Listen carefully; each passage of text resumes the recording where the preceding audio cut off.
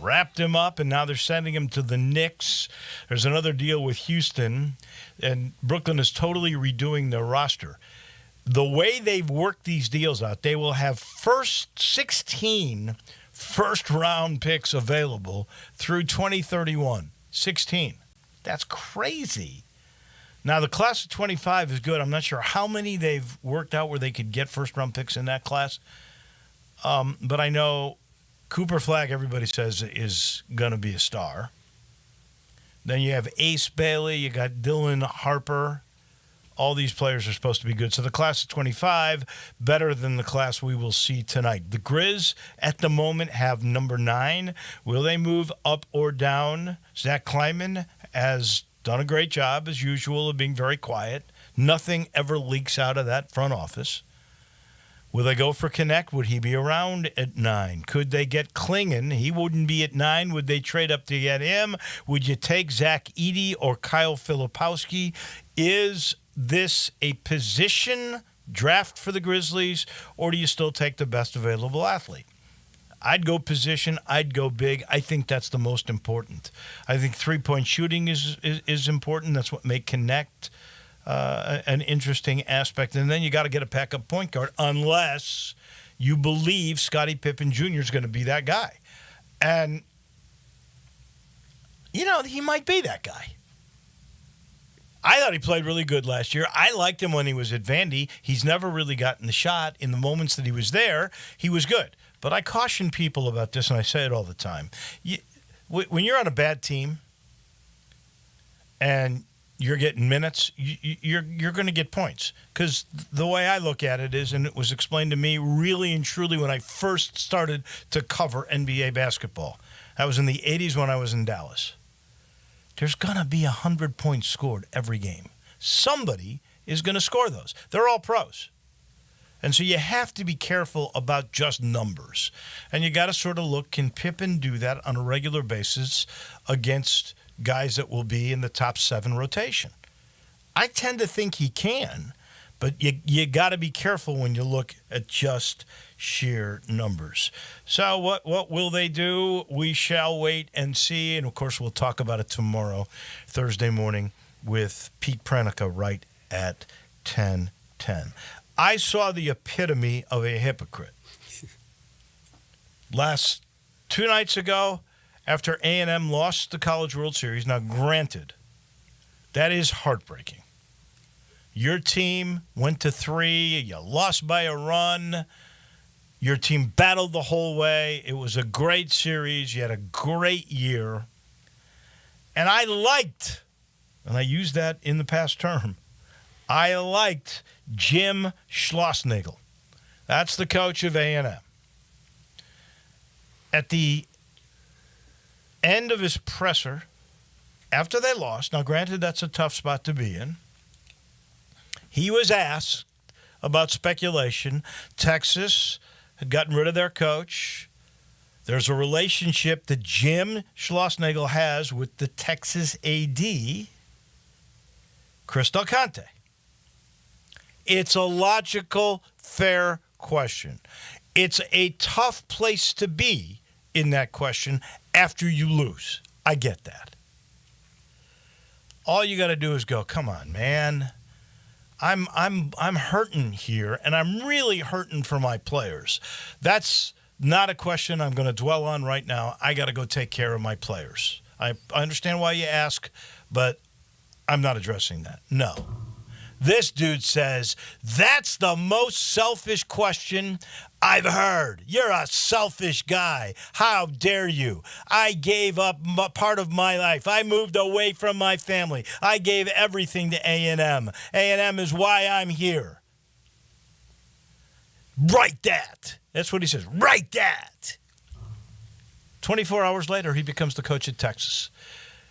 What a jerk. I liked him until that moment. And he could have handled this so much differently. But forever now, I am going to think of that guy in that setting being the jerk that he was, when he could have handled it so much differently, and basically being a liar and calling somebody else a bad guy. Wow. That's tough. What a jerk. We got a busy show. Dennis Phillippe's going to join us in a minute. We make golf picks. Zach Boyd, I believe, miracles do happen. And here we go. Zach Boyd, are you in first place in the Pick'em contest? I am in first place in the Pick'em contest. I don't know how I pull this off, but I'm in first place. I would say that is a valid perception. You've never been in first place. Considering the fact that probably like a month ago, I was like down like almost like $10 million to you guys, and now all of a sudden it pays to finally pick Scotty Scheffler. You could have done that earlier in the year. You bypassed the guy. Well, yeah, because he had a baby on the way. Like I'm looking out for the guy. Didn't seem to bother him. Now he's had the baby, and it certainly didn't bother him. And even protesters on the green didn't bother him. So you go first, or you're going last. Is Johnny Lyon in last place? Give us the money breakdown here. So here's the money breakdown, and we're really close. So Johnny, he's picking first. He has his total money is $15.77 million. Okay. I had to add the other It's number there. That's how tight we are. All right. What am I? Because I think I'm second. You are second at $15.78 million. Oh my God, that is incredible. And then Mickey would be picking third, Mickey is in third at $15.98 million. Wow. And then you're over 16 then. Yeah, I'm at $17.8 million. Oh, you got a big lead. Wow. About a $3 million lead on Johnny and me. So things have really turned, and we will be picking the Rocket Mortgage, which is a Detroit golf club. The scores, by the way, like they were last week in Hartford, they will be very good. They'll be way under par at Detroit Country Club, or Golf Club, excuse me, is what they call it. And we've got a little twist this week. Mickey Barker, who is the head of Memphis Golf, this is great joy. His daughter's getting married, so he's got the week off. And filling in for him will be Sean McFetridge, who is the head pro at Galloway. Many of you have seen Sean as you've gone through. He will be picking for Mickey Barker today. Before we get to Dennis, one other story that hits home for me. It's another stadium renovation story. Yesterday I told you about Charlotte, right? Their owner, by the way, was putting up money for their renovation. The folks in Jacksonville, their owner, by the way, is a guy named Shad Khan. City Council yesterday approved a $1.4 billion renovation. $1.4 to renovate? I mean, you must be tearing out every seat in the place and starting with structure and totally rebuilding to spend $1.4 billion on a reno? Holy mackerel. That's crazy. But that's what they're doing. 14-1 vote by the Jacksonville City Council. So here's another city that's been held hostage by the pro franchise. We see it here. Here's the difference. We've mentioned the Titans and the Adams now / Strunk family. They're putting up a bunch of money. Almost $1 billion. The guy in Charlotte yesterday was putting up several $100 million. This guy, Shad Khan, a $1.4 billion, he's putting up $625 million. The owner is. And again, they want to renovate FedEx Forum, the Grizzlies do, for $550 million. And how much is the guy worth $20 billion putting up? I think he's richer than Shad Khan. Zippo. There's something wrong with that. And I'm going to keep plugging that until somebody finally takes notice. The guy's got to put up something. He's got to put up something. He's seen his value go up 7 times. Literally, he bought it for $350 and it's now worth over $2 billion. Put up something for the renovation. We're going to bring in our good friend Dennis Phillippe here in just a second, sitting in the Family Leisure Studio. They got a 4th of July sale thing going on. They got the summer party sale going on with Opportunities like 24-foot above ground pools under $2,000. Play gyms $1,000 off. Get the installation deal because you want to make sure that's right. Patio umbrellas 20% off. How about this? 50% off on in-stock patio furniture, and it's gorgeous. Go to I-40 and Whidden Road. Tell them we sent you. See what it looks like. It's gorgeous in there. You'll love everything about summer and family leisure. Let's bring in Dennis Philippi. I got a picture sent to me this week of a young Dennis Philippi. Very young. Smiling with the Stanley Cup. And you were wearing one of those older River Kings jerseys, which I was very fond of. 83, 84, I did their games. I loved them. I think that it was very early on in the River Kings. I'm surprised you didn't.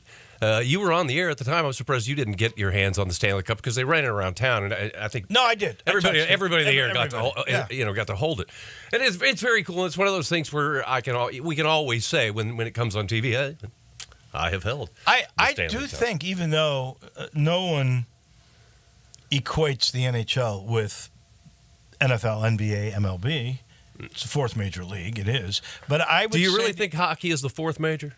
Well, college football is really above that, honestly. You could make an argument for golf. You could make an argument for soccer. You could make maybe soccer's coming. You could make an argument for NASCAR. Soccer's coming on. You could, but anyway, the Stanley Cup is the most iconic trophy. Let me just say this, okay? Since you brought it up, and I got this note from Joe Dank yesterday after he was off the air. The NHL Stanley Cup final game, 7.6 million viewers.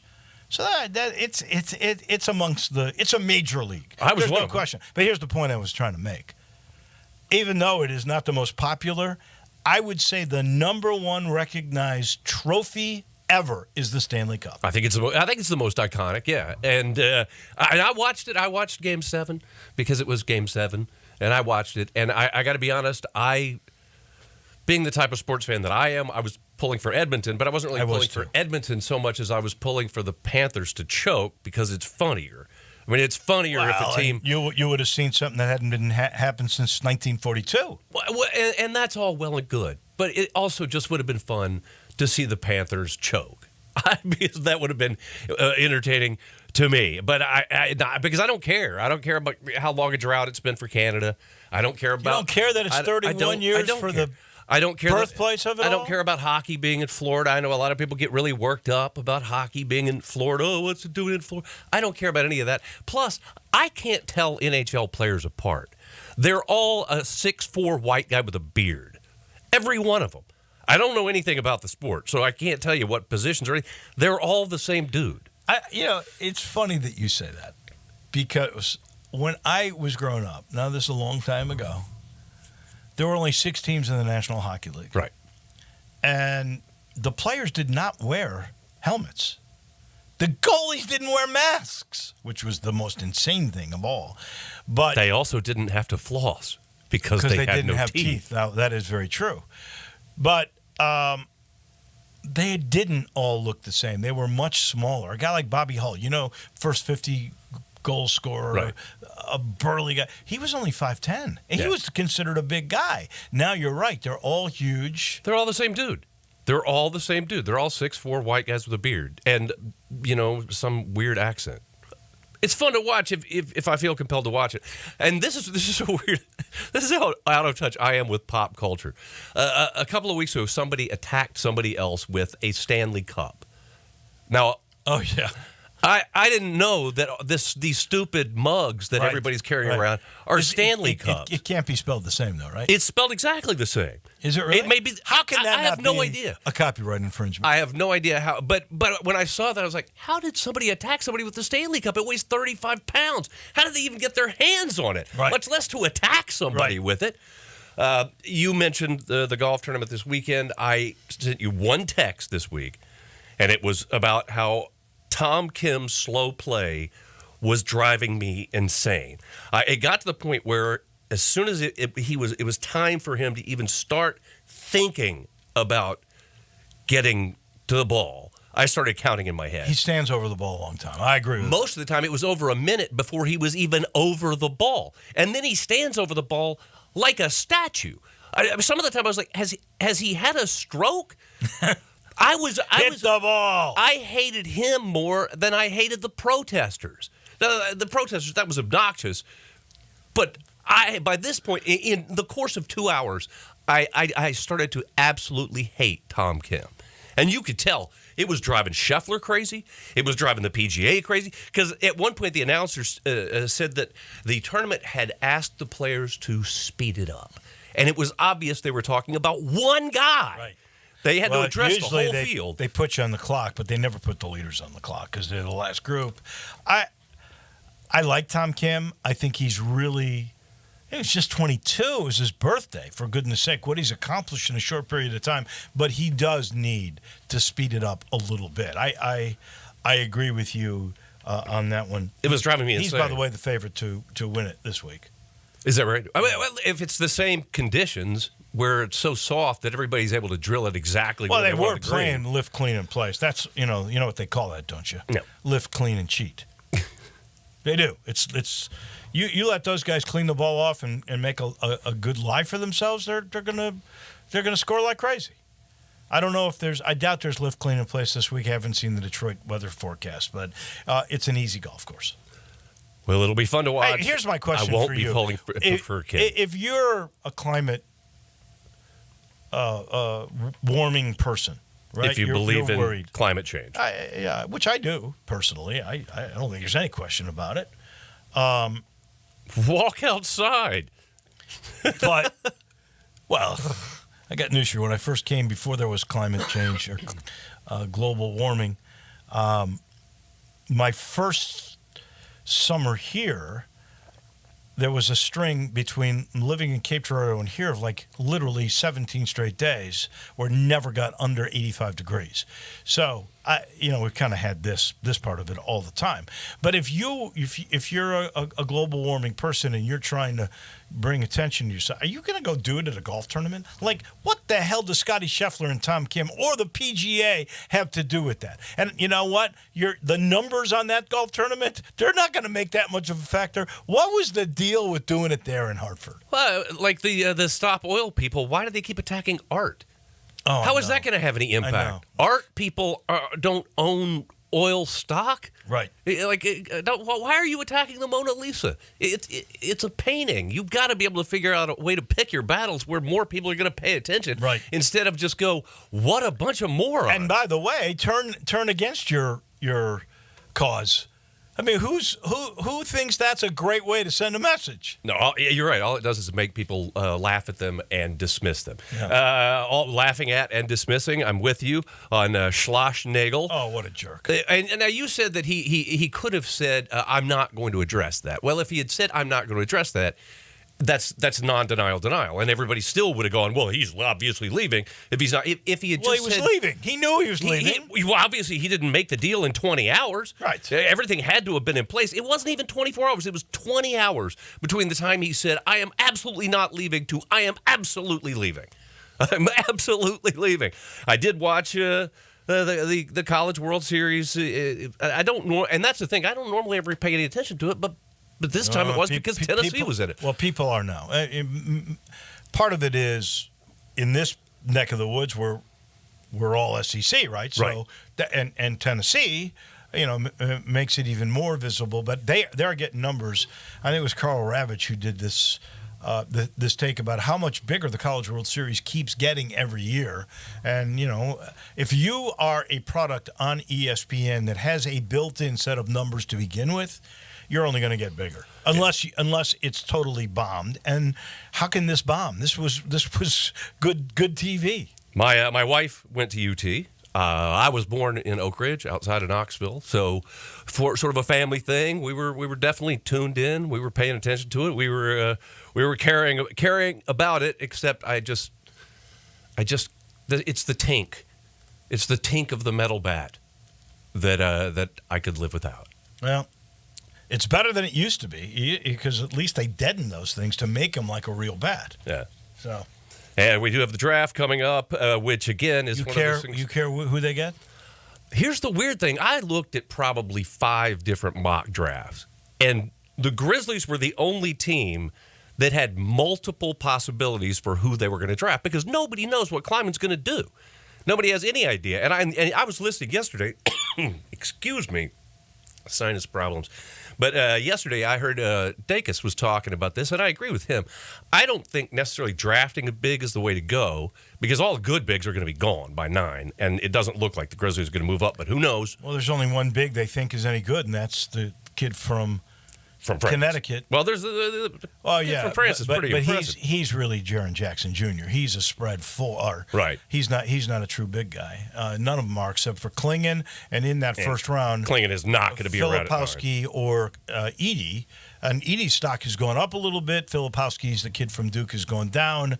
I don't know what the Grizzlies are going to do. No, but I think what they should be looking to trade for a veteran big because that's what's worked in the past.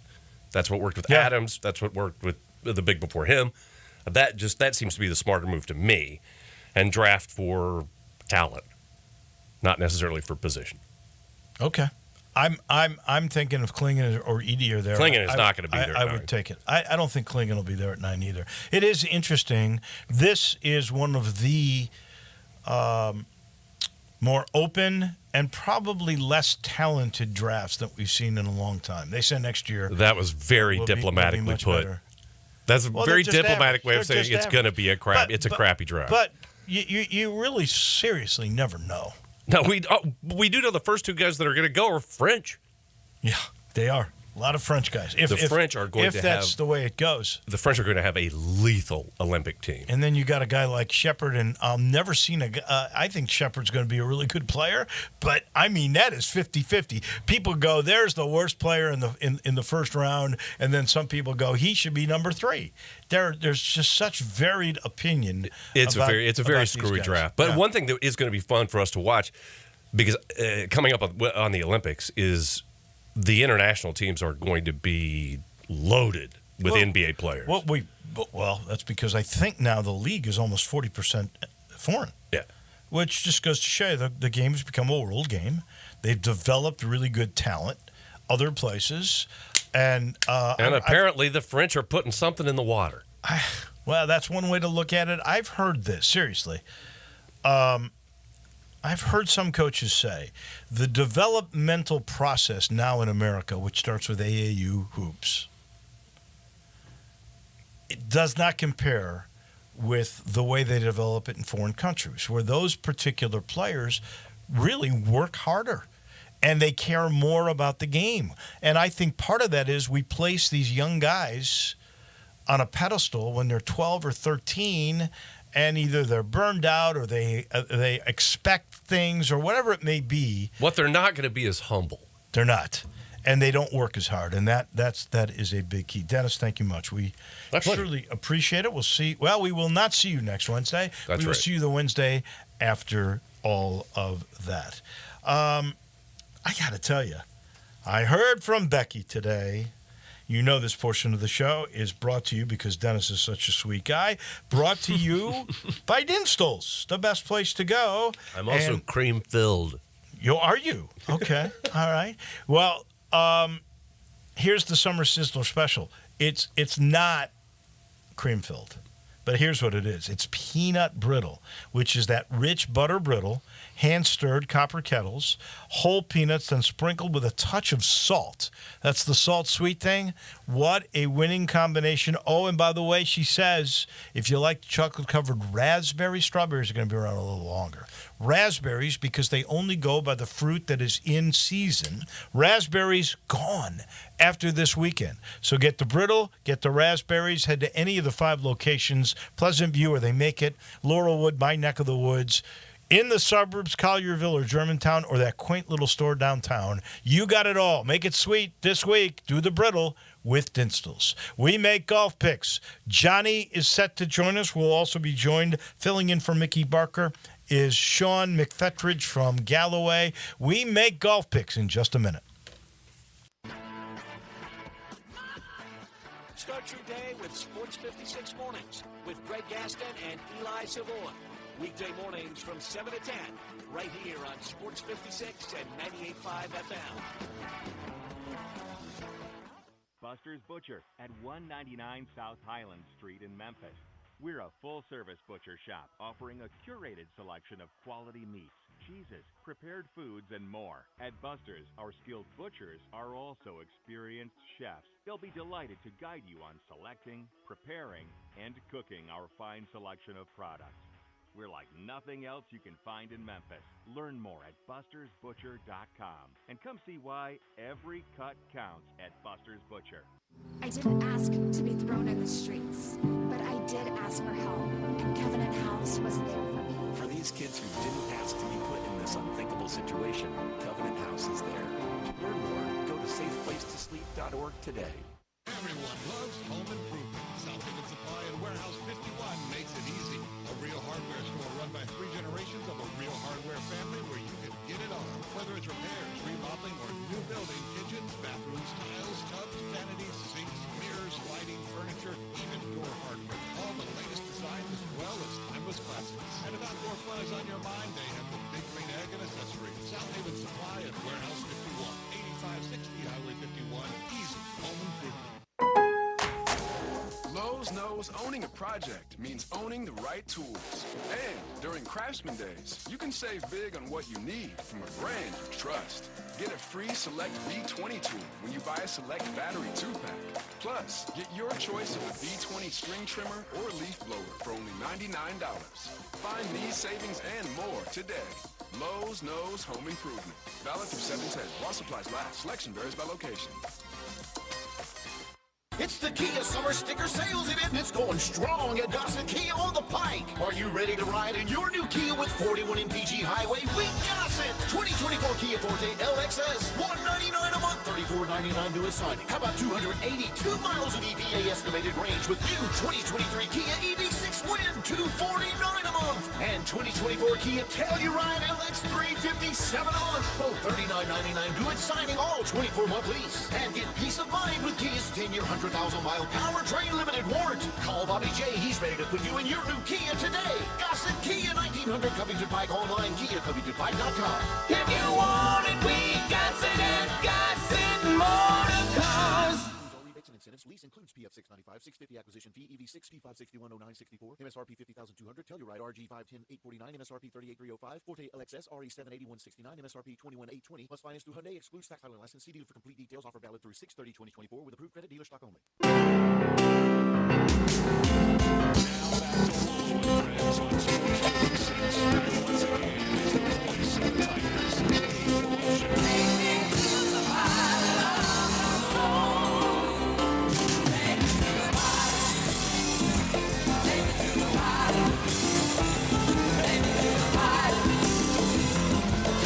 Welcome back in. Time to make some golf picks. Zach is our leader now. Johnny Lyon's going to go first. Wow. Mickey Barker's got a real joyous occasion. His daughter is getting married, so the pro from wonderful Galloway, Sean McFetridge, is going to join us here in just a minute. Let me start with Johnny Lyon, part of our historian as well as our picker. Johnny, Scotty Scheffler wins for the 6th time before the month of July. The last guy to do that, your friend Arnold Palmer in 1962. This is quite a run by Scotty Scheffler. Yep, the year of Scotty. With the rain delay they had on Saturday, sort of lost touch with the whole tournament, and then they started early on Sunday, and then you look up there, and there he is again, winning again. Well, what were they, even at 22 under, they were playing lift clean in place on an easy golf course. You're just going to get great scores. I thought it might actually get to 26 or 27 under.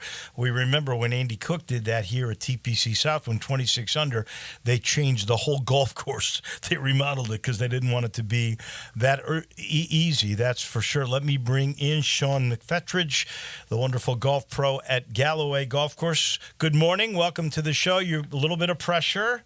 You're picking for Mickey, who's sitting now in 3rd place this year, but he's in a striking position. He could still get, all of us could still get to 1st place. Your sort of thoughts on what you're watching on the PGA Tour this year, and in particular, as Johnny just put it, the year of Scheffler.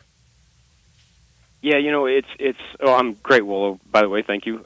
Thanks for having me. I hope you guys are doing well, too. Scheffler he's so good that to me it almost becomes a little boring when he gets in contention like that, because I think he's kind of has the effect now that Tiger had back in the 90s and the early 2000s, where if guys are close to him, they're just trying to figure out how how he's going to win or how they're going to lose. So what he does is really impressive, and it's good for the game of golf. I think it's really great for juniors that might have swings that guys might have tried to change in the past. And now you see a swing like his that's kind of unorthodox, that's obviously very effective. I think guys are going to think twice before they change a kid's swing, even if he's hitting the ball great. So yeah, it's impressive. Obviously, the six wins before July. It's really impressive to watch, and he's great to watch. Again, I just kind of get a little. I don't know. I guess I've gotten to the point the other players too, where you just kind of figure out, okay, how is he going to do it? How is he going to win this time? Wait, Tiger Woods once addressed that and said, if I'm intimidating a guy, that's on them. They that's their problem. They got to deal with it, and somebody's got to have a hard head. And even Tom Kim was saying, well, when I play with Scotty, I'm really very comfortable because I know him as a friend. I play with him all the time, and he beats me at home all the time. So I don't think even Tom Kim, even though he made a pressure putt to get into the playoff, I don't think he was expecting to win. Some people coming down hard on him, like our own Dennis Philippi a little bit ago, on slow play. Do you think Tom Kim needs to speed it up a little bit? I'll start with Sean, and then we'll go to Johnny. Yeah, actually, if you had heard me Sunday watching the last couple of holes, you would have known my thoughts on this. Yeah, there's no reason to take as long as he took on Sunday, and I don't remember him being that deliberate and that slow. Mm-hmm. So I don't know if that's a new, something that if he's working on something or why that happened. But yeah, he needs to speed up. They were a hole and a half, almost 2 holes behind at the end of the round. Yeah, he's got to play faster. Johnny, what are your thoughts on Kim? Well, he's playing the best golf of his life. I think he came in second last year in the Rocket Mortgage. Yeah. But he needs to speed it up. I play very fast, and I don't like slow play. And I definitely think DeChambeau slow played everybody. Which, you start watching the other player more than you start thinking about your own game when it gets that slow. But definitely pick up the pace. I know you must have been watching in Nashville. DeChambeau finishing tied for third, but he had a 416-yard drive to a par 4. This is crazy what this guy is doing, and he's really the one that is saving the LIV Tour. There's no doubt, yeah. I mean, LIV is, I think they need to hurry up and make this merger. I think the whole world is waiting for him to get it done. But DeChambeau is pretty slow. I mean, he walks around that putt, bobs, and, it can get on your nerves. I mean, you can look at it so many times. I'd be remiss, Sean, if I didn't talk about what a great shape Galloway is in. Talk a little bit about your golf course or anything new that's going on in public golf, because it is Memphis Public Golf, Galloway, and soon to be Audubon and Pine Hill with the new Charles Hudson clubhouse. They are the ones that bring you these golf picks. Sean, what's happening? Wow, a lot of everything. Yeah, we're getting ready. So I actually went out and drove around Audubon yesterday. It's in great shape. It's going to be such a fun course to play. They did such a great job with the redesign there. As you said, Pine Hill, they've christened their new clubhouse. I know they had a two-man scramble Saturday kind of for Charles Hudson. We're getting ready for the MAC. The Memphis Amateur Championship is coming up in about 3 weeks, the third weekend in July. We've got the Overton Park Junior Open coming up at the beginning of July, so if you haven't signed up for that yet, the kids can do that. Galloway, we aerified greens on June 10th, and I don't think I've ever seen greens come back in from aerification as fast or as well as ours have. So a huge shout out to Bo Reynolds and his crew on the ground side. Yeah. He does an unbelievable job. I did want to ask you this, though. I played it, I guess I'm going to say about a week and a half after you aerified, and the greens were really – did you keep them long on purpose to protect them?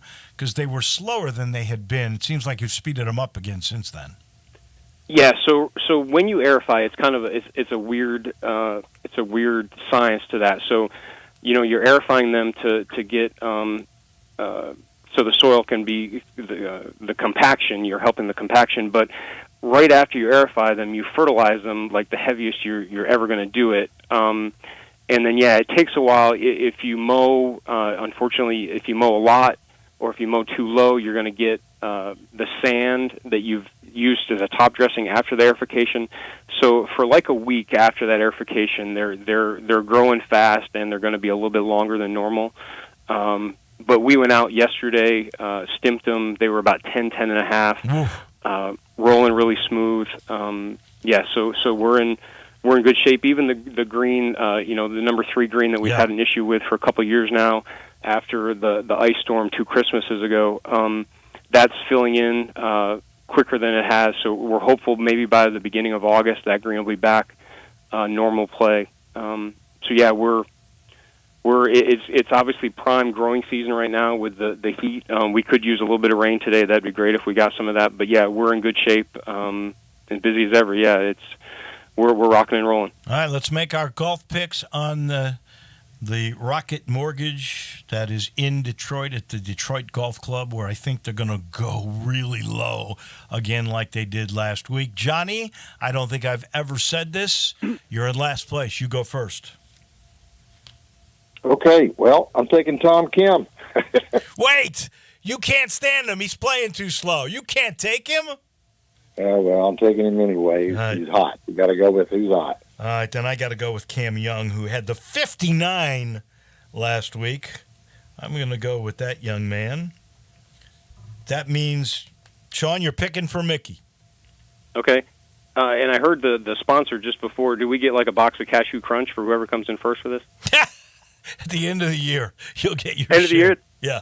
All right. I'm going to take Taylor Pendrith. All right, the Canadian, Taylor Pendrith. And in the very unfamiliar position of going last because he's in first, that would be our own Zach Boyd, producer extraordinaire. Where are you going, Zach? Let's go with Robbie Mack. Oh, you're taking that away from Johnny. That's his guy. All right, Robert McIntyre. So, Johnny, who you going next? I'll go with Akshay. Good pick. I'm going to do something crazy. I'm going to go off the power grid here, and I am going to take Davis Thompson, who plays well at Detroit. That gets us to Sean. I was afraid you were going to take my Davis. I'm going Davis Riley. Davis Riley. All right. And then Zach. Boy, this list is thin. It's very thin. Yeah. I had my Johnny took my guy with his first pick and his second. I wasn't. I know you like the who's finally won a tournament. Yeah. Right.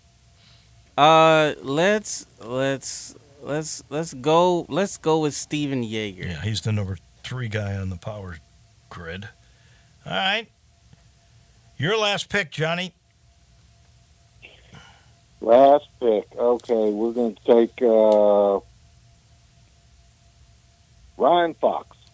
Wow. Ryan Fox. British guy. Yeah. I'm going off the grid again.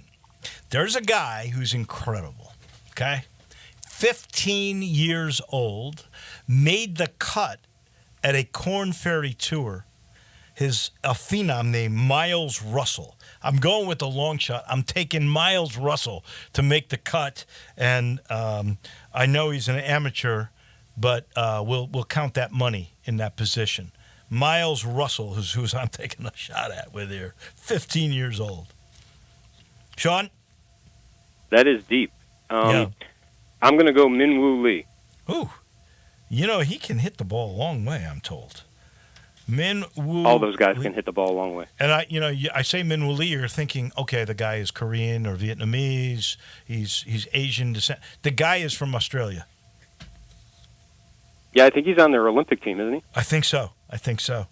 I can't believe it, Zach. There is a big name out here associated with this tournament. Nobody has taken him. I'm kind of afraid because I think I have a name. I don't know if he fits that name that you're looking for, but I'm going with Maverick McNeely. Mav McNeely. Okay. No. Nobody took Ricky Fowler. And Ricky is really associated with Rocket Mortgage. Which even when he was there, see, now he actually gets in, but he had a problem with eligibility for a while, and he always got a sponsor exemption into this tournament. Sean, thank you for filling in for Mickey. I'm going to see you a little bit later today. Yes, sir. And Johnny, as always, we appreciate it. Those are the picks. Johnny's got Tom Kim, Akshay Bate, Ryan Fox. I've got Cam Young, Davis Thompson, and Miles Russell. I went long shot. Taylor Pendrith, Davis Riley, Min-Woo Lee for Sean, who's picking for Mickey, and then Zach took Robert McIntyre, Steven Yeager, and Maverick McNeely. Those are the picks. Thanks, guys. We appreciate it. Good deal. Thank you, Wolo. You got it. We take a quick time out. When we come back, it'll be time to talk with Munzie on Tiger Hoops. He's right around the corner. We are real sports talk. Sports 56 WHBQ. Available on your radio dial at 560 AM and 98.5 FM, as well as around the world online at sports56whbq.com. Take us with you everywhere by downloading the Sports 56 app. And at home, just say, Alexa, play Sports 56. Wherever you are, stay tuned in to real sports talk. Sports 56 and 98.5 FM. Wash your house, wash your office building? Impossible! Not call Wilson's Pro Wash. Your house, fence, driveway, warehouse, store, hotel, even cars and trucks can all be squeaky clean and beautiful after pressure washing by Wilson's Pro Wash. Wilson's specializes in cleaning all hard surfaces, concrete, stone, brick, and mortar, even wood and vinyl siding. Then Wilson's can seal their surfaces so they stay looking brand new. Call Wilson's Pro Wash, 1-524-6799, or online at wilsonsprowash.com. Hi, this is Troy Fiveash, owner of Fiveash Roofing. In these uncertain economic times, there are so many things as a contractor and a business owner that I cannot control. The rising cost of materials, not to mention fuel and transportation costs. In the last 2 years, shingle prices have almost doubled, and commercial materials have doubled. And I don't have to tell you what fuel costs these days. But you know what I can control? How much markup I put on a project. I have always prided myself in knowing I never gouge a customer. But in an effort to ensure my crews have work and my customers are being treated fairly, I have lowered my profit margin, hoping to give you a price you can live with and keeping my crews busy. So if you need a roof or gutters, please give us a call. Fiveash Roofing, fair, honest, and ethical. Fiveash Roofing, a proud sponsor of Tiger Athletics and a member of the Tigers home team. 367-0050 or memphisroofer.com. 367-0050 or memphisroofer.com.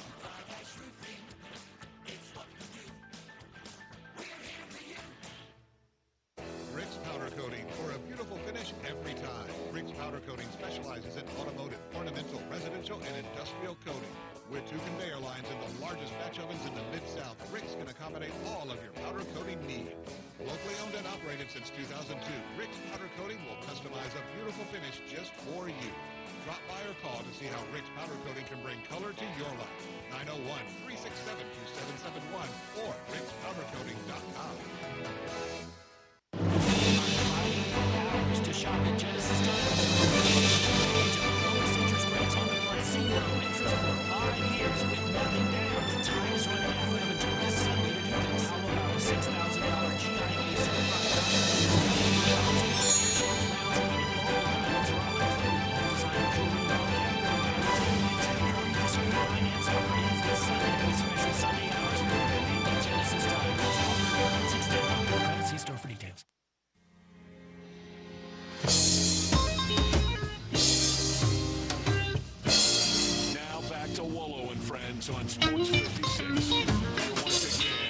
voice of the Tigers, Dave Woloshyn. We'll head south of the border to talk to our friend Jason Munz from the Commercial Appeal in a minute. He's brought to you by Grind City Brewing, a place that he loves, not just for the beer. He's a music aficionado, and you know this has become a great venue for concerts. This lovely brewery just north of downtown where you can see the city lights, you see the bridges, especially the M Bridge. You've got umbrellas out there for picnics. And then you've got the Pilsner, Poppy's Pills, everybody loves. The Pale Ale, that's the God Hopper. You've got the Lager. They call that the Thaddeus. They got the Belgian-style wheat ale, the Belga. If you like Blue Moon, you'll love Belga. They got the craft malt liquor. This is unlike any malt liquor you've ever had, I promise. It's called the Tiger Tail. Grind City makes this with a little extra alcoholic kick. It's really fun. It's all fun. They've been taking care of beerness and now entertainment in Memphis for a while. You'll love everything about Grind City Brewing. Let's talk with our friend, beat writer for the Commercial Appeal on the Tiger basketball team, the one and only Jason Munz. And we got some good news this week, and the Instagram showed if you ring the bell, you are cancer-free. And there was Penny's mom ringing the bell, and I know that takes a huge load off of his shoulders. Good morning. Good morning, Wolo. Yeah, that was just a really, really, really nice thing for everybody to see, I think. All the fans and everybody who knows Penny and knows his family and all that stuff. Like, it was really a nice, uplifting thing to see and learn. Because, you know, if you've been listening to Penny since the season ended, his mother has been in rough shape for quite a while. Dealing with strokes and dealing with COVID and dealing with throat cancer. Throat cancer. He even mentioned congestive heart failure during one interview. You know, like so. Yes, obviously, ringing the bell has to do with the cancer, and so I feel like for that everybody can be thankful, and not the least of which is Penny Hardaway and his family. It's a really, really good thing. Yeah, no question about that. And I hope that that really brings him a little bit of peace and more ability to really concentrate on filling out this roster. He's still got 3 open spots. What's the latest on that? Now there's Caleb Mills in the picture. I don't know how close that could really be. He's used up all his eligibility. We've had our discussions about Arthur Kaluma. We've had a new discussion about Jonathan Lawson. I can't believe he would go back to that well, but he might. What are you hearing about all 3 of those and anybody else that might be in the picture? So, yeah, basically, I mean, it's pretty clear the way Memphis is going about this, that they have one, superior priority, and that is a wing. That is a guy with some size who can shoot the 3. And you know, if they can do some other stuff too, that's fine. But really, the way this roster has been put together, you don't need your wing to do much more than be able to shoot and hit some 3-pointers. I don't think I know Arthur Kaluma is not that guy. Now, would you take him? Most teams would. I'm not sure if Memphis is taking everything into consideration that they would, and that's why they're not. That's why they're not in the picture. And that's down to SMU in Texas? Is that right with him? That's the last report that I saw, is that it's basically down to SMU in Texas. So forget about I mean, you never say never in this game, but forget about Arthur Kaluma for now. Last week, Jonathan Lawson told me that he is 50-50, thinking about coming back to Memphis. I do know he told me, and I've heard from others, that there have been communications between Jonathan and the Memphis coaching staff. I do not believe that is ultimately the direction that Memphis is going to go, trying to, in terms of picking up a wing. There's just, I mean, obviously his shooting ability is very, very high. It's very good. But I just don't think that that's the way this is going to end up going. So I wouldn't put too much thought into him. There was talk of Glenn Taylor, a wing from St. John's, coming on a visit. That did not happen. There have been some others who have some eligibility question marks surrounding that have checked in on, and they really didn't go any further than that, just sort of checking in on them. But I am confident that they will get their guy sooner rather than later, probably. So, yeah, I think that was. I hope. Is there a guy left? Oh, yeah, sure. There are guys. It's just there's not very many of them, just because the NCAA closed up some of the loopholes with grad transfers, and they imposed deadlines and this and that, and so that's why it's kind of taking for a while to get this thing filled out. Last year they were able to wait and get guys like Javon Quinterly late and Jordan Brown late and Jaquan Walton late. They don't have that luxury because the NCAA closed up some of the loopholes. So, yeah, I'm not sure who out there is still available, but maybe there's somebody. Maybe Glenn Taylor. They just delayed it for a little bit. I guess we'll have to wait and see. The thing on Caleb Mills, is there any possible chance for that? I mean, the guy's certainly used up his eligibility. Who are we? Who say that one more time? Caleb Mills. Oh yeah. Yes, he again. You never say never, but I would be floored if the NCAA gave him an extra year of eligibility, just because the rule is the rule. He got hurt in the 14th game of this past season, and you can only play to be eligible for a medical hardship waiver. You can't play in any more than 20% of your team's games. And the way it works out percentage-wise for Caleb is he played in about 44% of the team's games. And so, he just doesn't qualify. Now, I know that they have submitted a waiver in hopes of getting him that year. And I would guess that the reason why is because, it doesn't hurt to try. What's the harm in trying? But I do not expect that to play out in Memphis' favor. Don't get me wrong; it would be fantastic, but I just by precedent, I don't see how that could possibly occur. Down the stretch we come. I am being told by Friday there will be an announcement on who will be the University of Memphis athletic director. The decision might have already been made. But I'm pretty sure 2 days from now we're going to know who it is. Give me your sense. Yeah, that matches up with the timeline that I reported. That Memphis was targeting no later than Friday as their timeline for an announcement.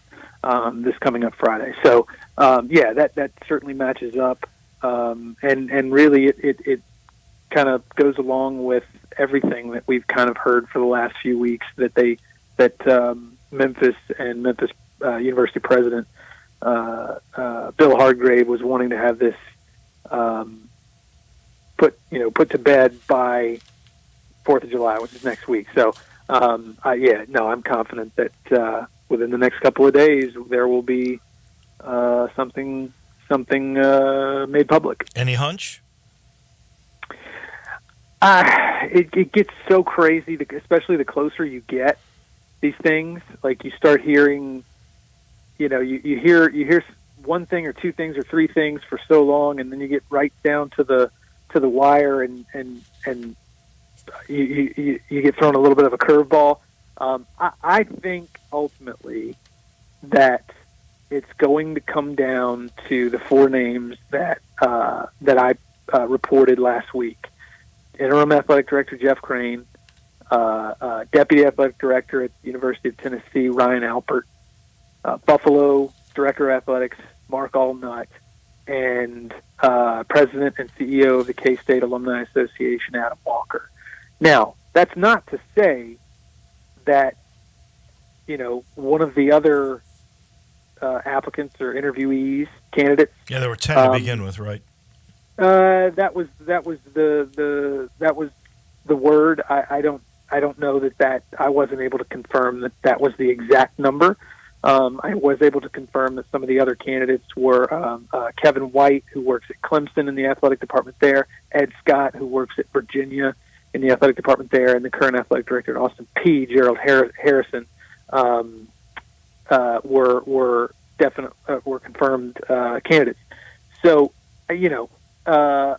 like I said, I think it's going to come down to the 4 names that I mentioned initially. But like I said, you get close to the finish line, and you start these curveballs start flying, and so you never know until it's done. Yeah.